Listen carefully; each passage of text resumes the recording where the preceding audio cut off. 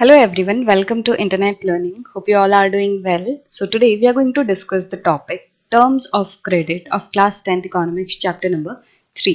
So इस section में हम टर्म्स ऑफ क्रेडिट के बारे में जानेंगे, मतलब वो सारी कंडीशंस जो कि क्रेडिट या लोन लेने के दौरान कंसीडर की जाती हैं।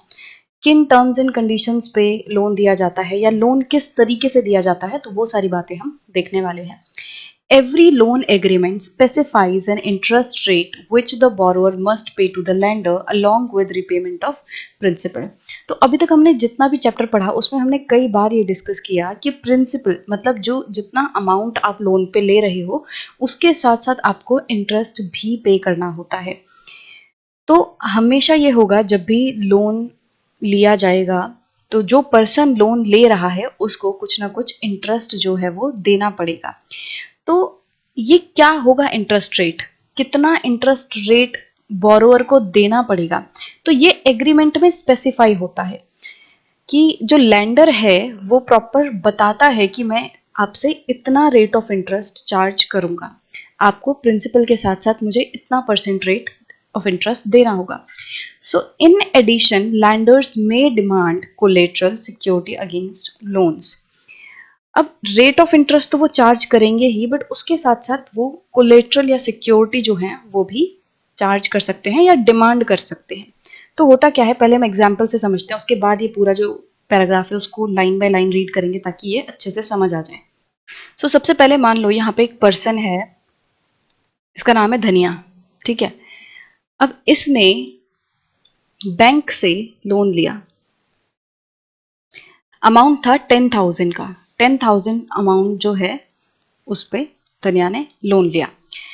अब बैंक ने कहा कि मैं आपको 10,000 जो लोन है वो तो दे दूंगा, बट उसके साथ साथ आपको मुझे कुछ रेट ऑफ इंटरेस्ट भी देना पड़ेगा। तो बैंक ने क्या बोला, बैंक ने बोला कि 10,000 रुपए के साथ साथ जब आप मुझे, मान लो इसने 1 साल के लिए धनिया ने लोन लिया, तो बैंक ने बोला कि 1 साल बाद आप मुझे 10,000 रुपए तो लौटाओगे ही, 10,000 रुपए तो लौटाओगे ही, बट उसके साथ साथ आपको कुछ इंटरेस्ट भी देना पड़ेगा। और इंटरेस्ट कितना बोला, बैंक ने बोला कि मुझे आपको 12% रेट ऑफ इंटरेस्ट के हिसाब से इंटरेस्ट देना होगा। तो 10,000 पे 12% साल का लगा के देना पड़ेगा। तो इन टोटल कितने रुपए देने पड़ेंगे, 10,000 प्लस 12%, 1200, मतलब कि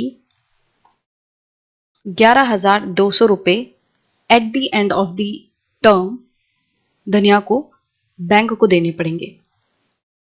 तो ये तो गई इंटरेस्ट की बात। अब दूसरा, कभी कभी क्या होता है ना कि जैसे बैंक ने ये तो बोल दिया कि ठीक है तुम मुझसे 10,000 रुपए ले लो और तुम्हें मुझे इंटरेस्ट देना पड़ेगा, ये तो हो गया, बट बैंक के पास ये भरोसा कैसे आएगा, बैंक को ये भरोसा कैसे आएगा कि धनिया 1 साल बाद पैसे लौटा ही देगा। क्या होगा अगर धनिया 1 साल बाद पैसा ना लौटा पाए, अगर वो अपना लोन रीपेमेंट ना कर पाए तो क्या होगा, तो बैंक कैसे अपना पैसा वसूल करेगा। तो बैंक कहता है कि ठीक है मैं आपको 10,000 रुपए तो दे रहा हूं, बट उसके बदले आपको कोई सामान, कोई आपका एसेट जो लगभग 10,000 रुपए की कीमत का हो कम से कम, वो आपको मेरे पास रखना होगा, ताकि अगर आप पैसा नहीं लौटा पाते तो मैं उस चीज को बेचकर अपना पैसा वसूल कर लूं।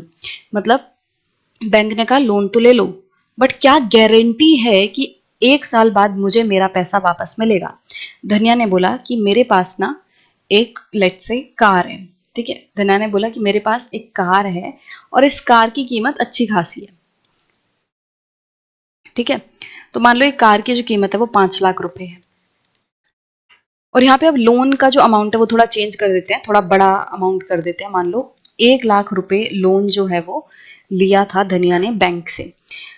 अब बैंक बोल रहा है कि क्या भरोसा है कि तुम मुझे ये पैसा लौटा दोगे। धनिया ने बोला मेरे पास एक कार है, इसको मैं, इसके पूरे जो भी डॉक्यूमेंट्स वगैरह है वो मैं तुम्हारे पास जमा करता हूँ। अगर इन केस 1 साल बाद मैं आपको आपके 1 लाख रुपए लौटा ना पाऊं तो आप एक काम करना, ये जो कार है मेरी वो आप लेना और उसको बेच देना, और बेच के जो भी पैसा मिलेगा उससे आप अपने लोन की रिकवरी कर लेना।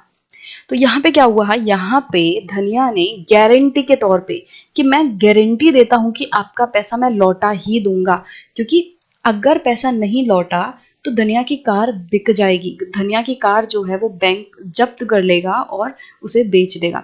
तो धनिया ने बोला कि मैं आपको गारंटी देता हूँ कि मैं आपको 1 लाख रुपए दूंगा ही।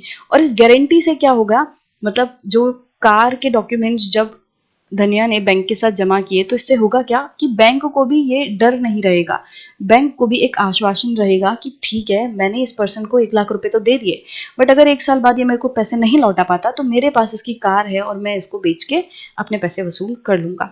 तो ये क्या है, ये गारंटी है। और इसी चीज को हम क्या कहते हैं, कोलेटरल। जब किसी भी सामान को इस तरीके से गारंटी के तौर पे जमा किया जाता है लोन के बदले, तो इसको हम कहते हैं कोलेटरल। आपने सीरियल वगैरह में भी देखा होगा, जैसे वो दिखाते हैं कि सोने के जो गहने होते हैं उनको गिरवी रख के लोग पैसा उधार पे उठा लेते हैं। तो सोना क्या है, वो भी कोलेटरल है। वहां पे क्या जाते हैं, वो दुकानदार के पास जाते हैं सुनार की, और वहां पे जाके क्या करते हैं, वो अपने कुछ गहने, जो भी सोने चांदी के गहने होते हैं, वो जमा करवा देते हैं। और इस सोने के बदले जो ये ज्वेलरी शॉपकीपर है वो क्या करता है, वो उसका वेट करता है, और जो भी उस ज्वेलरी का पैसा बनता है, जितने भी वेट का वो सोना होता है, उसके हिसाब से जो सुनार है वो कुछ पैसे पर्सन को दे देता है। और यहाँ पे बेचा नहीं जा रहा, मतलब कि यहाँ पे ये जो पर्सन है, मान लो अगेन धनिया है, उसने क्या किया, उसने अपने ये जो जेवरात हैं, ये जो गहने हैं, वो बेचे नहीं है, बल्कि बस ज्वेलरी शॉप को बोला है कि आप इस गहने को कुछ टाइम के लिए रख लो, लेट से 1 महीने के लिए रख लो, और इसके बदले मुझे जो भी इसका वेट है, जितने का भी ये सोना है, उसके पैसे दे दो। अगर मैं 1 महीने बाद पैसे नहीं लौटा पाता तो ये सोना आप अपने पास रख लेना, है ना। तो इससे शॉपकीपर को भी कोई दिक्कत नहीं आएगी, क्योंकि उसके पास सोना है। अगर कल को धनिया पैसे वापस नहीं भी करता है तो ये जो ज्वेलरी शॉप है इसको टेंशन नहीं होगी, क्योंकि उतने ही कीमत का जो गहना है वो उनके पास है। तो यहाँ पे ये गहना क्या है, गहना है कोलेट्रल। 1 महीने बाद धनिया के पास जब पैसे आएंगे तो धनिया क्या करेगा, वो पैसे देगा ज्वेलरी शॉप को, जो जितने पैसे उन्होंने लिए थे ज्वेलरी शॉप से, उतने पैसे वो वापस करेंगे और अपना गहना छुड़ा लेंगे। तो ये चीज भी क्या है, ये है कोलेट्रल। तो कोलेट्रल जो है वो कुछ भी हो सकता है, कोई कार दे सकता है, घर दे सकते हैं कोलेट्रल के तौर पे, गारंटी के तौर पे, गहने, या फिर बैंक में कोई डिपॉजिट है, लाइव स्टॉक, जमीन, ठीक है, घर अपना। तो ये सारी चीजों को गारंटी के तौर पे रख के लोन लिया जा सकता है, और इन्हीं सारी चीजों को क्या बोलते हैं, कोलेट्रल। अब इसकी प्रॉपर डेफिनेशन देख लेते हैं। Collateral is an asset that the borrower owns. Collateral जो है वो एक ऐसा एसेट है, एक ऐसा कीमती सौदा है, सामान है, जो कि बोरोअर ओन करता है। बोरोअर कौन, पर्सन जो उधार लेता है, तो वो ओन करता है, उसके पास वो चीज होती है। जैसे कि जमीन हो गई, building, vehicle, live stock. Live stock मतलब जो पशु पक्षी होते हैं, पशु जो बेसिकली होते हैं, जैसे गाय भैंस, ठीक है, उनको लाइव स्टॉक बोलते हैं। डिपॉजिट्स विद बैंक, तो ये सारी चीजें कुछ एग्जाम्पल्स हैं कि ऐसी चीजें हैं जो बोरोअर के पास हैं। जैसे हमने एग्जाम्पल देखा धनिया का, जिसमें कि वो अपनी कार, उसकी कार वो खुद ओन करता है, कार का मालिक है, उसको उसने लोन लेने के लिए गारंटी के तौर पे रख दिया। So collateral is an asset that borrower owns and uses this as a guarantee to a lender until the loan is repaid. और अब इस एसेट को वो क्या करता है, एक गारंटी के तौर पे लैंडर के सामने रखता है कि जब तक मैं ये लोन रीपे नहीं कर पाता तब तक आप मेरे इस एसेट को अपने पास रखिए। आप इस एसेट के काइंड ऑफ ओनरशिप, वैसे तो ट्रांसफर नहीं होगी, बट एक तरीके से एक गारंटी मिल जाएगी कि अगर मैं ये लोन नहीं पे कर पाता तो आप मेरे इस एसेट को हड़प लेना और बेच के अपना पैसा वसूल कर लेना। If the borrower fails to repay the loan, the lender has the right to sell the asset or collateral to obtain payment. अगर borrower अपना लोन रीपे करने में असफल रहता है तो लैंडर के पास पूरा पूरा अधिकार है, उसका राइट है ये, कि वो इस एसेट को जो बोरोअर ने गारंटी के तौर पे रखा है, उस एसेट को लैंडर बेच सकता है और अपने लोन को रिकवर कर सकता है। Property such as land titles, deposits with bank, livestock are common examples of collateral used for borrowing. तो ये कुछ common examples हैं, जैसे कि land हो गया, land titles, बैंक के साथ अगर कोई अमाउंट डिपॉजिट है, लाइव स्टॉक, अपने किसी ने पशु गिरवी रख दिए, तो इन ये सारी चीजें कुछ ऐसी हैं जो बहुत ही कॉमनली गारंटी की तरह यूज होती हैं। यहाँ पे जैसे जमीन का क्या होगा कि किसी पर्सन के पास अगर जमीन है और उसको लोन चाहिए, तो वो पर्सन बोलेगा कि मान लो मेरे को 10 लाख का लोन दे दो, और जो लैंडर है वो बोलेगा कि क्या गारंटी है कि तुम ये लोन वापस करोगे। तो पर्सन बोलेगा कि मेरे पास ये 100 गज की जमीन है, आप इसके डॉक्यूमेंट्स अपने पास रख लो, और अगर मैं आपका लोन पे नहीं कर पाता तो आप मेरी जमीन को बेच देना।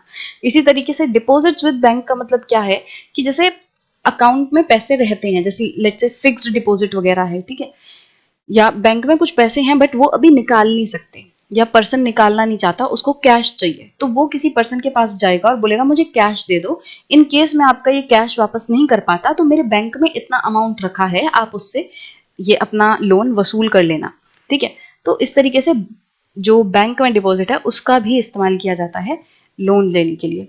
लाइफ स्टॉक, कोई जैसे फार्मर है, उसके पास 4 गायें हैं, उन्होंने क्या किया कि उन्होंने एक मनी लैंडर के पास वो गए और बोला कि मेरे को थोड़े से पैसे उधार दे दो। उन्होंने बोला अगेन कि क्या गारंटी है तुम ये पैसे वापस करोगे। तो फार्मर ने बोला कि मेरे पास ये 4 गायें हैं, इनमें से 2 जो गायें हैं वो आप गारंटी के तौर पे रख लो, या मैं उनकी गारंटी देता हूँ, रहेंगी वो फार्मर के ही पास। ऐसा नहीं है कि जो लैंडर है वो साथ साथ गाय को अपने साथ ले जाएगा, नहीं, यहाँ पे क्या होगा, गारंटी रहेगी कि इन केस फार्मर लोन पे नहीं कर पाता तो मनी लैंडर फार्मर के घर जाएगा, 2 गाय वहां से लेगा और उसको बेच डालेगा। तो इस तरीके से गारंटी के तौर पे दे दी जाती है। इसी तरीके से मान लो जमीन जो है उसको गारंटी के तौर पे रखा हुआ है, तो साथ साथ जमीन को हड़पा नहीं जाएगा। जमीन की एक तरीके से जमीन को बेचने की बात तभी आएगी जब अगर बोरोअर पैसे वापस करने में असफल रह जाता है। पूरे लोन पीरियड में वो जमीन बोरोअर के पास ही रहेगी, जिसकी वो जमीन है उसी के पास रहेगी। बट मान लो 1 साल का पीरियड था लोन का, और 1 साल बाद अगर पर्सन लोन रीपे नहीं कर पाता है तो लैंडर उसके घर आएगा, बोलेगा कि ये जमीन आप दे दो मेरे को क्योंकि आप पैसे नहीं रीपे कर पाए। तो इस तरीके से पूरा सिस्टम ये चलता है। अब यहाँ पे एक एग्जाम्पल दिया हुआ है हाउस लोन का, इससे आपको अच्छे से समझ आ जाएगा। और ठीक है, so a house loan, Megha has taken a loan of ₹5 lakhs from the bank to purchase a house. तो मेगा को अपना एक घर खरीदना था, तो मेगा ने क्या किया, बैंक से 5 लाख रुपए लिए, लोन लिए, ताकि वो अपना घर खरीद सके। The annual interest rate on the loan is 12% and the loan is to be repaid in 10 years in monthly installments. अब मेघा ने लोन तो ले लिया, बट लोन पे क्या लगता है, इंटरेस्ट लगता है। तो कितने इंटरेस्ट पे लोन मिला मेघा को, 12% इंटरेस्ट, कि साल का 12% इंटरेस्ट आपको मुझे देना होगा, बैंक ने ऐसा बोला। एंड लोन जो है वो रीपे कैसे करना है, रीपे करने के जो टर्म्स है वो क्या है कि 10 साल में आपको रीपे करना होगा, और 10 साल में हर मंथ आपको कुछ इंस्टॉलमेंट पे करनी होगी। मतलब कि 10 सालों तक हर महीने मेघा जो है वो कुछ अमाउंट बैंक को देती रहेंगी, और 10 साल बाद धीरे धीरे करके उनका जो लोन है वो पूरा चुकता हो जाएगा। 5 लाख प्लस जो इंटरेस्ट है वो पूरा हो जाएगा। कैसे, हर महीने वो कुछ कुछ अमाउंट बैंक को लौटाती रहेंगी। Megha had to submit to the bank, तो ये किसकी बात की जा रही है, इस मंथली इंस्टॉलमेंट की बात की जा रही है कि हर महीने 10 साल तक हर महीने मेगा को इंस्टॉलमेंट देनी होंगी, और इस तरीके से मेगा अपना लोन पेमेंट करेंगी। Document showing her employment records and salary before the bank agreed to give her the loan. अब देखो, बैंक के पास गई मेघा लोन मांग रहे हैं, बैंक ने बोला कि अगेन मैं कैसे मान लूं कि आप इतना लोन वापस करने की क्षमता रखते हो। अब मान लो कोई पर्सन है, जैसे कोई नॉर्मल पर्सन है, उसकी इनकम भी बहुत ज़्यादा नहीं है, एवरेज इनकम है, कोई बहुत बड़ा बिजनेस वगैरह वो पर्सन नहीं चलाता, और वो जाके बोले कि बैंक को कि मुझे 10 करोड़ का लोन दे दो। तो बैंक क्या बोलेगा कि 10 करोड़ का बैंक लोन तो ये मांगने आ गया है, बट क्या ये पर्सन इतना सक्षम है कि मैं इसको 10 करोड़ का लोन दूं, क्या इसके पास इतने एसेट्स हैं, अगर मैंने दे भी दिया तो ये पर्सन कैसे मुझे वो लोन रीपे करेगा। ठीक है, तो गारंटी तो अलग चीज है, कोलेटरल तो अलग चीज है, बट लोन देने से पहले जो बैंक है वो ये चीज चेक करता है कि क्या ये पर्सन सक्षम है इतना लोन लेने के लिए। जब ये लोन ले लेगा तो इसको वापस भी तो करना पड़ेगा ना। तो बैंक क्या करता है, बैंक यहाँ पे मेघा के केस में, मेघा ने बोला कि मुझे 5 लाख लोन दे दो, बैंक ने बोला कि क्या आप इतने सक्षम हो। मेघा ने बोला कि मेरे पास जॉब है, मैं जॉब करती हूँ और अच्छी खासी सैलरी मेरी आती है, आप मेरी डॉक्यूमेंट देख लो, एम्प्लॉयमेंट की मेरी सैलरी स्लिप देख लो, मेरे को हर महीने इतनी सैलरी मिलती है और इस सैलरी में से मैं आपकी हर महीने इंस्टॉलमेंट इजीली पे कर सकती हूँ। तो बैंक ने बोला ठीक है, आप सक्षम हो 5 लाख रुपए के लोन के लिए। तो बैंक ने क्या किया, मेघा की जो एम्प्लॉयमेंट रिकॉर्ड्स है वो देखे कि ये लोन तो लेने आ रही है, बट क्या ये इंस्टॉलमेंट वगैरह मेरे को दे भी पाएंगी टाइम टू टाइम। तो इसलिए बैंक ने उनके एम्प्लॉयमेंट रिकॉर्ड्स देखे कि हाँ, इनकी इतनी जॉब है, इतने इनकम ये कमाती हैं और हर महीने ये मेरे को इजीली इंस्टॉलमेंट जो है वो पे कर सकती हैं। The bank retained as collateral the papers of the new house. अब बैंक को जो है कोलेट्रल तो चाहिए ही, सैलरी स्लिप वगैरह किस लिए देखी कि हाँ ये सक्षम है मंथली इंस्टॉलमेंट वगैरह देने के। एंड इन केस अगर मेघा अपना पूरा लोन नहीं वापस कर पाती तो क्या होगा, मान लो मेघा की जॉब चली जाती है, कुछ ऐसे सर्कमस्टेंसेस बन जाते हैं कि मेघा जो है वो अपनी जॉब लूज कर देती है, तो अगर कुछ ऐसी अनसर्टेन कंडीशन बन गई तो बैंक क्या करेगा, तो बैंक को कोलेट्रल की तरह कुछ ना कुछ सामान तो चाहिए ही। तो बैंक ने बोला कि क्या गारंटी है, क्या अगर आप किसी भी कंडीशन में मेरे को लोन पे नहीं कर पाए तो मैं क्या करूंगा।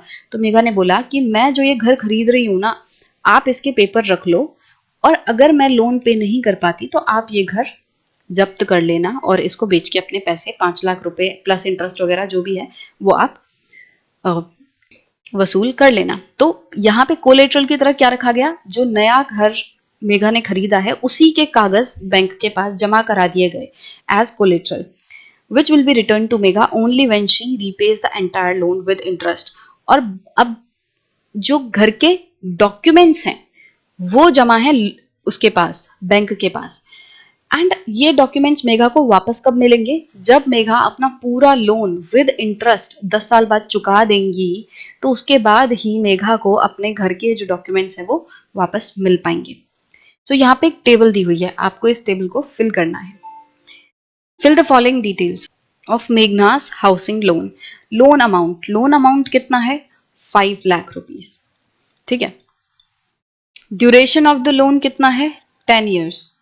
डॉक्यूमेंट्स रिक्वायर्ड, तो देखो डॉक्यूमेंट्स रिक्वायर्ड, पहले जब मेघना ने लोन मांगा बैंक से तो बैंक ने क्या बोला कि क्या आप इतने सक्षम हो, आप इतना बड़ा लोन तो मांगने आ गए, बट क्या आपको मैं इतना बड़ा लोन दे सकता हूं।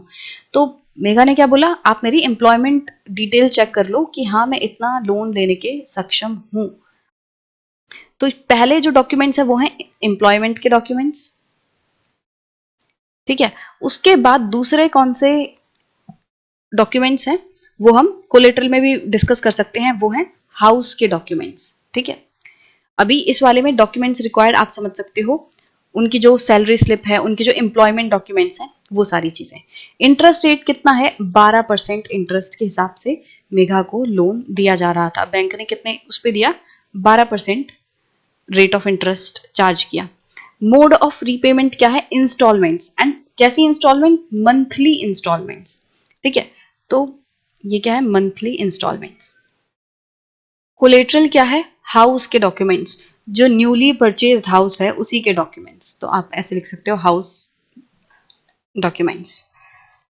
तो यहां पे क्या है, आप पूरा शुरू से लेके एंड तक देखो कि क्या क्या हुआ। जब मेघा लोन लेने गई उससे लेकर जब मेघा को लोन दे दिया गया तो क्या क्या चीजें हुई। तो ये सारी चीजें अगर आप पूरी स्टोरी की तरह ध्यान रखोगे कि मेघा जो है बैंक के पास लोन लेने गई, बैंक ने बोला कि क्या मैं आपको इतना बड़ा लोन दे सकता हूँ। मेघा ने बोला आप मेरी एम्प्लॉयमेंट डिटेल्स चेक कर लो। जब एम्प्लॉयमेंट डिटेल्स बैंक ने चेक की तो बैंक ने कहा ठीक है, हाँ इतना 5 लाख का लोन आपको मैं दे सकता हूँ। तो बैंक ने बोला कि ठीक है 5 लाख का लोन ले लो आप, बट इस पे इंटरेस्ट देना पड़ेगा। तो बैंक ने बोला मैं आपसे 12% इंटरेस्ट चार्ज करूंगा। फिर मेघा ने बोला कि ये मेरे को कितने टाइम में वापस करना होगा। बैंक ने बोला कि आप 10 साल में इसको वापस करना और हर महीने आपको इंस्टॉलमेंट देनी पड़ेगी। हर महीने थोड़ा थोड़ा अमाउंट आपको बैंक में जमा कराना पड़ेगा और धीरे धीरे करके 10 साल में आपका पूरा लोन वापस हो जाएगा। पर बैंक ने बोला कि क्या हो अगर आप ये मेरे को वापस ना कर पाओ लोन, तो मैं क्या करूंगा। फिर मेघा ने बोला कि कोई बात नहीं, ये जो लोन मैं घर के लिए जो लोन ले रही हूँ, तो जो घर मैं इससे खरीदूंगी उसके डॉक्यूमेंट्स आप अपने पास रख लो, और अगर मैं अपना लोन वापस करने में असक्षम रहती हूँ तो आप मेरे घर को बेच के अपना लोन रिकवर कर लेना। तो इस तरीके से पूरा लोन जो है, जब मेघा अपने डॉक्यूमेंट्स वगैरह जमा करा देती हैं, अपने घर के डॉक्यूमेंट्स भी जमा करा देती हैं, तो उसके बाद उनको प्रॉपर लोन जो है वो मिल जाता है. Interest rate, collateral and documentation requirements and the mode of repayment together comprise what is called the terms of credit.